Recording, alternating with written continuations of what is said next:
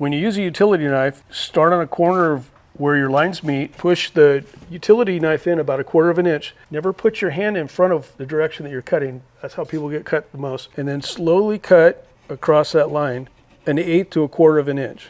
And the reason that we're only cutting a little bit at a time is that if you tried to bury it all the way and pull it, you wouldn't be able to. So we're cutting away just a little bit of that material at a time, and it's going to take quite a few passes to cut it with the utility knife.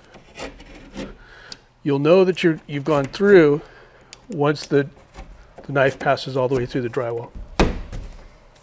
What's important is that we give you information here at Easy Pro about how to do the repairs, what tools to use, how to stay safe. But always remember, at the end, Easy Pro Texture for your texturing and all of your texture product needs. Hey, click here to watch videos on our other products and other instructional videos and how to use them.